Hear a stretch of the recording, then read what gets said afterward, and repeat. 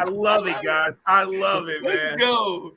I love it. Yo. All right, man. Ladies and gentlemen, we are going to go ahead and move on, ladies and gentlemen, and to the longest running segment on Washington Football Weekly. Like it, love it, or hated it.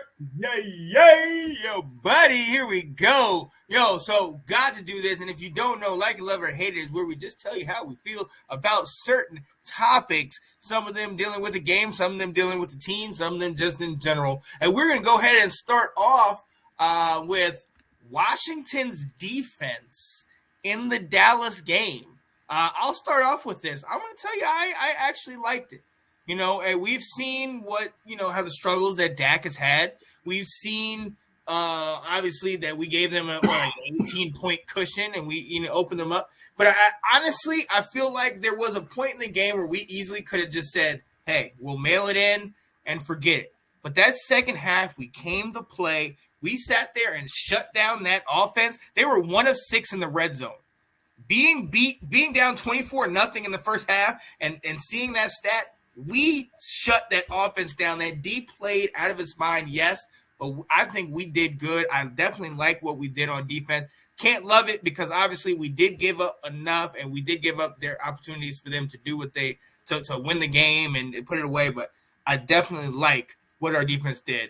Will, what you got, man?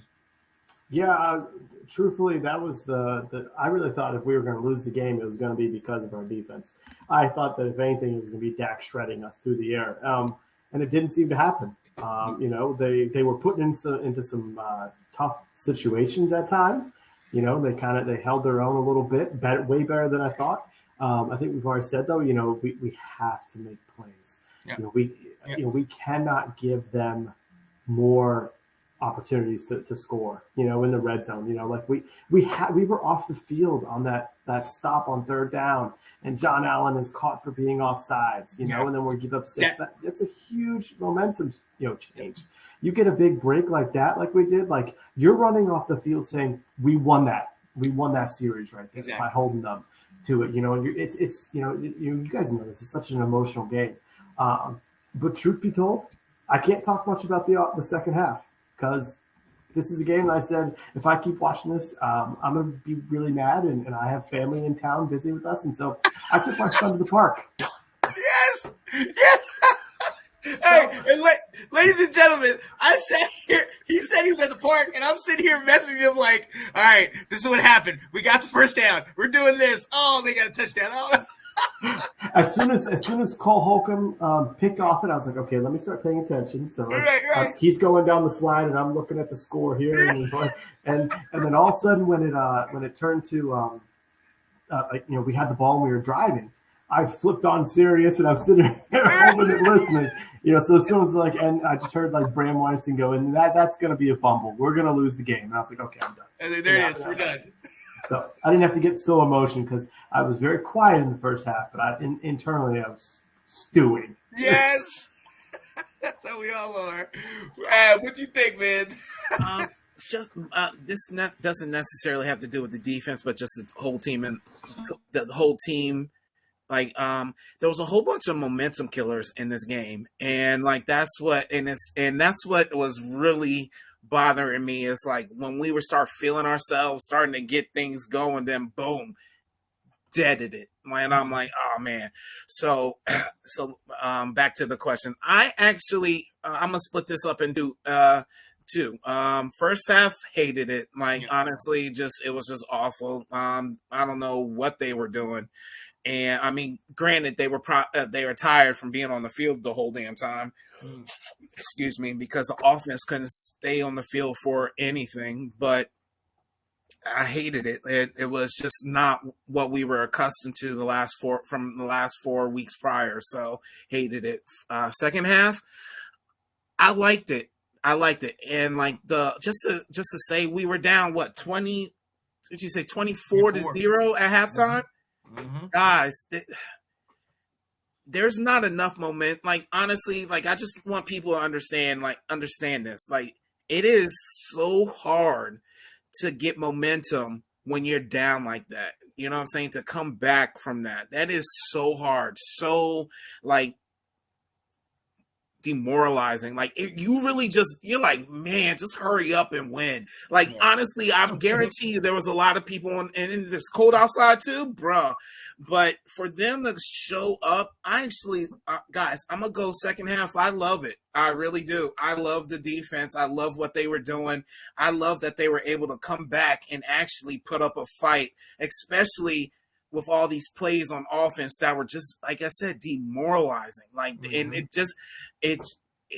was started at the beginning of the game and it lasted all the way to the end. Like they just continue to do plays to really just make us not want to be there anymore. So honestly, full props to the defense. It's the only light of this game. Yeah, I gotta agree. I absolutely gotta agree. I absolutely gotta agree. And I'm gonna come back to you, Ab, on something that we discussed earlier in the season that definitely came about again. Gibson had a fumble and he was benched from that point on for the remainder of the game. Like it, love it, or hate it, his benching. Real quick, because I really wanted to go back to the other subject real quick about our defense. I know everybody doesn't agree, but Landon Collins is doing his job, y'all. Honestly, Will, I wanted to point that out to you because you're definitely his biggest critic. And I just want to let you know, like, this man is putting in work, guys. He had 1 interception, 2 sacks. Mm-hmm. You get what I'm saying? Like, this dude he's like the first safety to do that in a while. Years, yeah. Like he's doing, like, honestly, he doesn't want to play linebacker. He doesn't want to come up in the box, but you know what I'm saying? He's doing it. He's actually doing it. And like, dude, to me, honestly, I would love him to stay here again because he's our utility knife, man. And our utility, you know what I'm saying? Yeah. That damn tool that you put in your pocket. Yeah. And it's a Swiss Army knife, utility knife. There you go. Okay, there you go. Okay, thank you, brother. But to me, I really wanted to give him props, give him his credit, especially on our show, because this dude is like I love the way he plays, man. And honestly, he's all good to be on our team next year with me. What do you think, Will? Yeah, no, since they moved him to linebacker and changed what his responsibilities are, absolutely. He's been a completely different player. They got, he had that, he was playing deep on that one play that they got the pick, but they took him away from the coverage stuff. They took him out of he's weak at, and he's been making great plays. I'm all for it.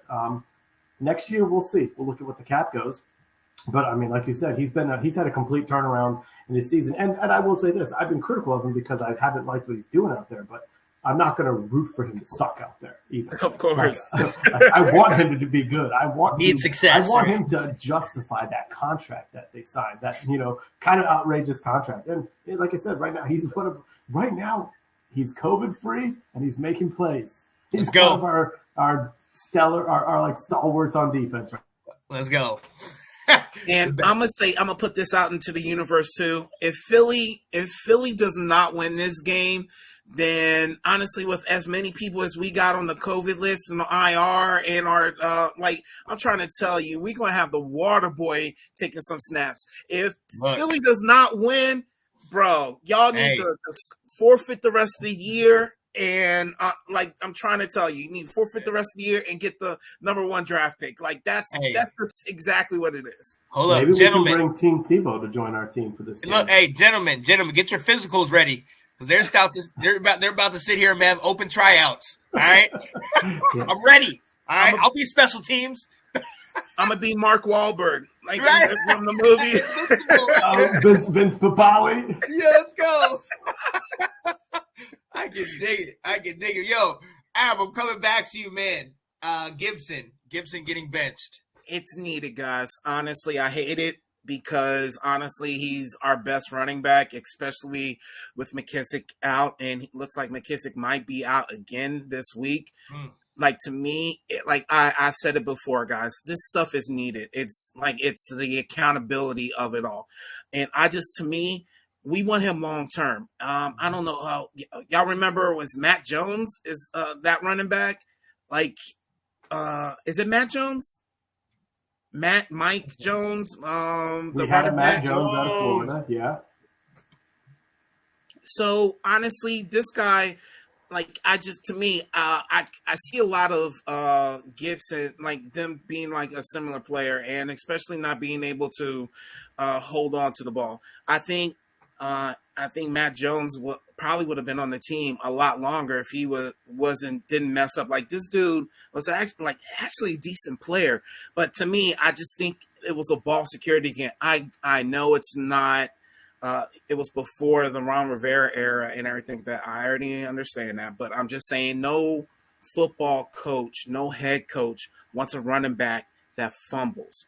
I can't guarantee you your job, no matter how good you are, your job will be in jeopardy if you fumble the ball. You're supposed to be the one player that's flawless on this field. And honestly, I don't know what it is with Gibson. Like, he's had a lot not a lot, but a few bonehead plays, like running out of bounds when we're trying to run the clock out. Like, you get what I'm saying? Like, I think he did that like twice, and one after another in a week. You know what I'm saying? 1 week after another. And it just, to me, Gibson just needs to, like, I don't know, maybe like sports psychology, see one of those, like a sports psychologist or something like that, or whoever taught Tiki Barber how to hold the damn ball up to his, like, tight nipple, like right up here, like, you know what I'm saying, like right under his throat, kind of like he needs to change something else, guys, because he can have all the talent and we will let him go in a heartbeat, because I guarantee you, no coach wants that on their team. No, not at all. Hey, and Ab, piggybacking on what you're saying, hey, you and I both played the position, okay? There's one thing that will get you on that bench quicker than anything else, and that's you putting the ball on the turf, on the ground. I'll never forget, we were up 30-something to nothing against W.T. Woodson, and just driving. We were beating them so bad that the crowd at the game was sitting there talking about other things. They weren't even paying attention to the game. And I went in there, and I fumbled the ball, and I came over to Coach, and Coach didn't talk to me for the rest of the game. I had scored like a touchdown and like had 100 yards. He didn't say nothing to me for the rest of the game. You want to get on the bench, put that ball on the ground, and Ab, great point, Tiki. You saw what Tiki was like beforehand. Yeah. After he got it together, we know all the records that he set destroying our defense.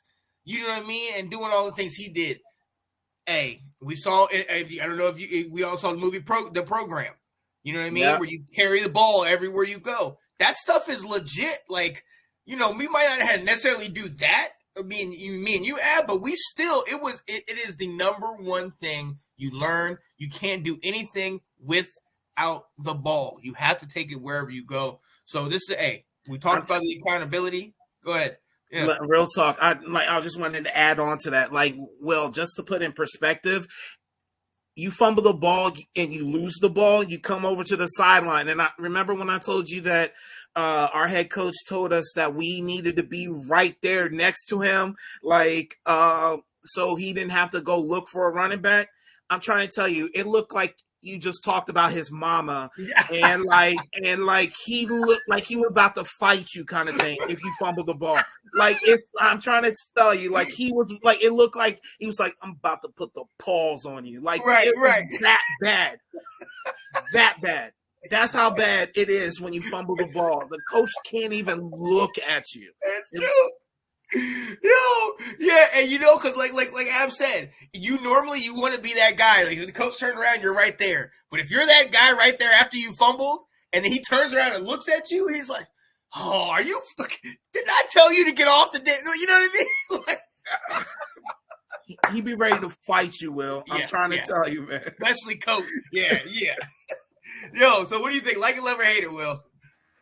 I hated it, and I didn't get to see much of the replay to see was it potentially a great defensive play, punching it out, or was it him extending it? Like, how did it happen? But Ab, you said it perfectly. This is becoming a trend, and it doesn't matter how much skill he has. He's not going to make it in the league if this is what, if this is his MO. That if he cannot be trusted, with the ball, it's not going to happen. It's even more crucial right now with McKissick out because we don't necessarily have the guy they can really rely on from not just a running, not just a passing, but McKissick's our best pass blocker. That's also why he's in there on third downs. And there was a couple times that with some pressure where Gibson wasn't able to stop them. Mm-hmm. Would he really have stopped Michael Parsons barreling down on him? Maybe not. But if we're missing that part, we need all the help we can get. If he's not helping us there, he's not helping us. So I think it's concerning, and the fact that they benched him now twice this year. Yeah, they're frustrated with him. Yeah. You can tell. You can definitely tell. Yeah, it shows. Like Ron Rivera won't put it out out there, but I'm trying to tell you, like, if you want to lose your job, this is sure as shit the way to do it, man. Right. Like he really, I might be something in his head, guys. I just like I'm just trying to figure out because no matter like the defensive play or not, like some are like that, but still, like you really just like your first job is to protect the ball, second job is to run, like not vice versa, not run then protect the ball. Nah, like you need to protect the ball once it's handed off to you, and it's just crazy that he keeps having this issue, guys. Yeah, and to your point, Ab, that might be it. Because as you would I well know, you put the ball on the ground one time, and it's just like a drop. If you're a receiver, you get it once, and then all of a sudden you start thinking about that. That's why they tell you, like defensive backs and wide receivers, you have to have amnesia. You cannot remember the last play because if you remember that, that's going to be detriment to the future. And once you put the ball on the ground once, then you just think about that all the time.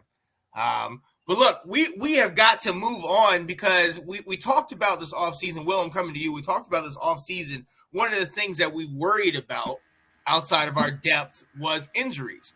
Well, the only other thing that can really hit this team hard outside of injuries was the elephant in the room, COVID. COVID hits Washington. We have countless number of players out right now. Will, like it, love it, or hate it. Where you at, man? I hate this. Yeah. I'm going to read two quotes from two different players on the Washington team.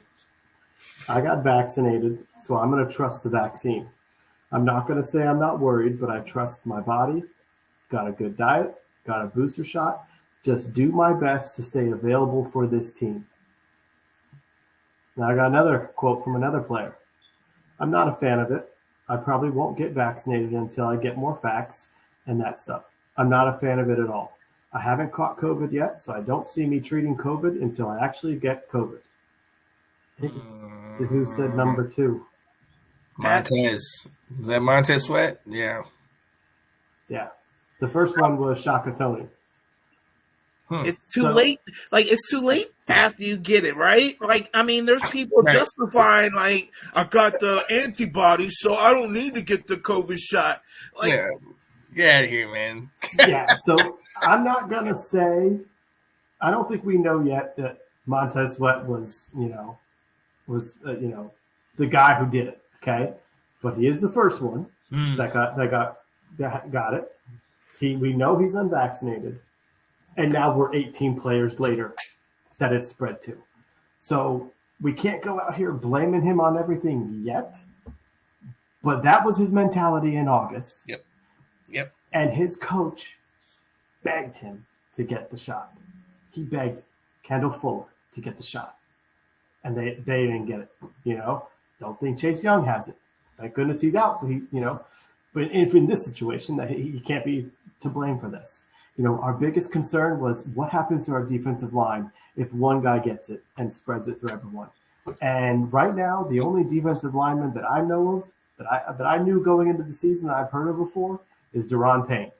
Everyone else is going to be out there on Sunday. Everyone else. I don't know who they are. We're looking at our defensive backs are going to be Corn Elder. Don't know if you've ever heard of him. I never have. Danny Johnson. William Jackson III. That's about all. That's where we're at right now at cornerback. This is crushing right now, and I think it's good. But right now, I think it's before we start panicking. I don't know if y'all heard this, but this is going widespread throughout the league. I think they said 75 um, cases right now. This week. Yeah, and the Browns are going through this too. They've got not nearly at us, but they've got a lot. So today, the NFL was meeting with health experts to find out what about their protocols can actually be adjusted now they're in this like crisis mode, and essentially saying, if you've been vaccinated right now, you have to present 2 negative tests before the game. So for one, there is a chance that, and some of these guys, like Jonathan Allen's on the COVID list, but he has been vaccinated. So there is a chance he can play on Sunday. There's some of these other guys, there is a chance by Sunday they'll be okay. But the NFL is reviewing their protocols to say, maybe we only need 1 test for vaccinated players. Maybe we need to, look at how long do we make close contact people, if you're vaccinated, be out for. So there could be something coming with this that changes. And golly, who knows? Maybe if we're still out that many players, I don't think we can field the team necessarily right now. If we were able to get this bump, like wasn't the Steeler game bumped to a Monday because they had so many guys out last year? Maybe we can get a game or 2. I don't think they're doing that this year. If I remember correctly, I think they said there's going to be no postponement of games this year. I think you're right. Okay. I do. The only thing I can wonder is if you look at what our overall vaccination rates, and if it's the vaccinated players that are still out, maybe that will give us some leeway. If overall they say, hey, you're out 10 guys and they're all unvaccinated, I can certainly see them saying, you made your choice. Right. Yeah. So here's the list. This is not the COVID list per se, but this is just the Inactives List. Shout out to our guy, Mr. Moral Support, Mr. Anton Benton, who sent me this on Sunday. There's a few. Sunday. Got it. Yeah. He sent me this on Sunday. So there's a couple more though, right? Yes. For just off the top, Sammy Allen. Reyes, Cornelius Lucas, Kyle Allen. Allen, Ionitis. I think Tony too. No, he's okay. I think he's okay. Okay. Bradley King, though, I don't know if he's on here. Bradley King got it. Kyle Allen, that's the major one. Because that means we don't have a backup quarterback. Yeah. And who they moved? Did they move Shermer up? Apke too. Apke, yes. Apke's out? Yeah. I don't think they've moved Shermer up yet, but they're going to have to. Yeah. I think Kyle Allen may be vaccinated, which is why you don't know what's his status going to be for Sunday. I think we were blessed to not have a Saturday or Thursday night game, guys. Yeah. This week is when they started the Saturday night game. So yeah. This is just a shit show right now. Yeah, it really is. It really is. Ab, what do you? So I already know, but where you at on this, man? No, I hate this, man. Like we close to 20 people out, guys. Yeah. Like that's insane. Yeah, and that's only the COVID list, and to me, it's just that just to jump on what Will was saying is that if you have a leader, and it's safe to say that Montez Sweat is considered a leader on our team. Just people's nature. If a leader does it, there's a good chance everyone's going to follow him. You know what I'm saying? Yep. And so for Montez Sweat as a leader not to do the shot, everyone else is kind of almost the same way. And honestly, it's your right, it's your choice. And honestly, and let's just put it out there, you can still catch COVID with getting a shot. So I wouldn't be surprised if we get majority of those guys back. Like, I'll just say that. I wouldn't be surprised if we do. But it's the not knowing. You know what I'm saying? And I don't know if you guys know this, but we're not even doing practices. Everything's through Zoom. Like, you know what I'm saying? They're they're doing practices through that way. So we're not, like, there's a chance we're not even going to be ready. Like, you know what I'm saying? Being on the same page come Sunday. You know what I'm saying? I mean, it's bad enough that we don't have 20. We're missing like 20 players, but it's like missing game plans. And like, there's only so much practicing you can do through the computer. Like there's only so much, especially with brand new people. Like, you know what I'm saying? Let's just say half of that list doesn't show up or they're out for Sunday's game. That's still 9 people, guys. That's still some starters, some reserve guys, but equally important to our game. So this was our fear. We all expressed it at the beginning of the season. It's really bad. And I'm almost happy that it's happening now as opposed to 2 or 3 weeks when we're in the thick of everything. Like, I think we may be able to come back from this. I'm hoping. Our track record says that we won't, but I'm hoping you still have a chance to come back from this mishap. Yeah, mishap. Let me just say that, guys, because honestly, I think we're all grown. You have personal responsibility, and the way you act, like I don't think you can afford to act so carelessly when you're around so many other people. So, right. Yeah. I hate this. Because this. I mean, it's like you said, we're grown adults, and here's the bigger point for me. Going back to Montez Sweat, is that I understand. Look, I'm not going to sit here and automatically throw blame and cast blame on him, but at the same time, was he not the one that was sitting here saying, like, that second quote? That was him. I knew that immediately. Wait till I get all the. Let me get all the facts. Let me get all the. What else do you need? You sound like Lamar, who got it twice in a year. Like, what else is it that you need to know? And so I can't go anywhere else but look at Montez Sweat. You know what I mean? And the fact that he has the broken jaw, finally gets back, and then all of a sudden you're on COVID. And we talked about that. Kind of like, well, what were you doing? Because you weren't around us, then all of a sudden now you came back around us, and all of a sudden everybody now has COVID. So where's your head at, bruh? You know what I mean? And that, we all know how talented he is, and I'm not going to go this far right now, but that is something when it comes down to thinking about the team that, we don't need that type of stuff, man. If you ain't focused on the rest of the guys like this, and this is obviously something that your coach, who we all fought for a year ago, he is saying that he has been telling you from August and September that this is something they feel strongly about and something that's really serious to him, and you're not at least acknowledging that, and bro, I don't like this, and it stinks. And it's at the worst possible time. Yeah, what's up, man? Oh no, go finish. I was just saying it's at the worst possible time, but it's gonna lead me into the next thing. So. Oh, okay. I'm gonna just add this. I don't think he's the one that pushed it off to everybody. Yeah. One, there's they have groups, Sean. Like, you know how we used to break off into groups, right? Like position groups and everything like that. Like, if we're talking about the whole defensive line was wiped out and everything like that, then we're like, and I mean, don't get me wrong, there's quite a few defensive linemen in this group, right. But there's more players involved. To me, I'm thinking this might be a trainer or something like that, because where this rule is designated. What are you laughing at, Will? We don't have a trainer. Oh, yeah. He's in trouble with the feds.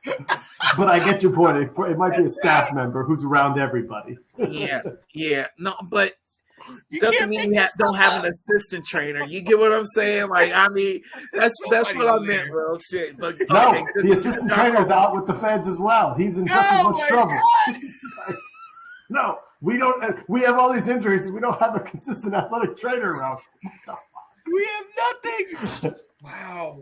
But I do get your point. Yes, it could be a strength and conditioning coach who is around everybody. It's somebody. Like, it's in several groups, so you can't just blame like one person, one area That's where it came from. Like, trade him now. Send him a first and Montez Sweat to Atlanta for Matt Ryan next year. Let's go. Ship him out. Whoa! Let's go. Whoa! Yep. Wow! Somebody said that yesterday. You think of Matt Ryan? Hey, interesting. Oh, we got something to talk about this offseason. I'm scared. What's going we get Matt Ryan and the same thing happens like Alex Smith.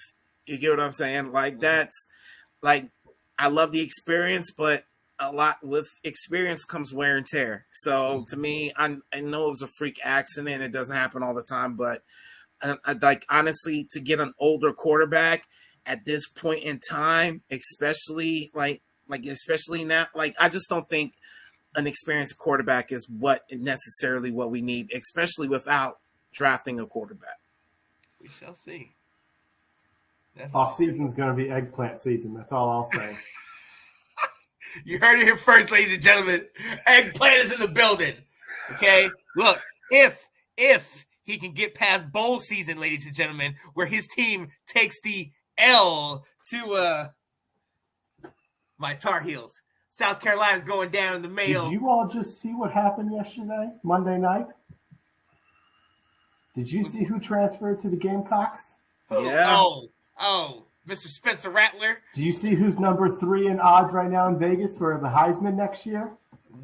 Look, It ain't Sam Howell, I can tell you that. That's good. That's good. We don't want any attention on us, baby. Let's go, Sam Howell. Let's get it. Hey, real quick. Let's do this real quick. One more thing. I'll start off. Chances at running the table. We talked about this a week ago. I said out of the 5 games we had, I said there's one we can lose. I think this was the wake-up call. This is the one we lost. That second half really gives me a little hope. So I think coming against Philly twice, when a team I don't believe in Philly and New York, and I definitely believe we can beat Dallas in the second time. I think we can win the next 4 of these games and go into the playoffs. Will, what do you think, man? Not a chance. Ooh. Yeah, I think we will be lucky if we win 3 or 4. Okay. And I say that even with not knowing what the COVID stuff is going to be. Just the team that we've got, the offense and sputtering. I mean, I know we won 4 games, but, there are times they weren't scoring that many. We scored 17 points against the Seahawks, 17 points against the Raiders. 3 or 4, I think, is our best case scenario. I'm hoping it's not 2. I think it might be 2. But, yeah, 3 or 4, I think, is our best case. I can dig it. What you think? I have to agree with Will. I, especially watching this last game, it was just, like I said, demoralizing. You really, it was very hard to come on this show and say anything positive about our team, guys. It was very hard. Oh. So to me, it just like Will said, 3 or 4, best case. And to me, I think we should reflect on how we played Philly in the last game of last year. We were bad, guys. We were not good. Philly did their thing against us. That's when Jalen Hurts finally came in. And honestly, Peterson would still have his job if he kept Jalen Hurts in the game, guys. Just think about that, right? He would still have his job. But at the same time, we wouldn't have been division winners if they kept Jalen Hurts in the game. A lot of things would have been different. What's up? A lot of things would have been different because we would have been down at 10, 11, and 12 in the draft, right? Right. We would have. We probably almost. We could have probably picked up Micah. Could have gotten Mac Jones. Yeah. But to me, it's just Philly's not a bad team. Philly plays good football, especially with Jalen Hurts. I know people don't think so, but Jalen Hurts is doing his damn thing. And honestly, we have to play him twice. Like I said, 3 out of 4 is the best case scenario. I think more likely is 2 games. So yeah. I can see it. I can absolutely see it. And I will be the wishful thinker in the group, but I absolutely agree with everything y'all are saying. So let's go. Appreciate that.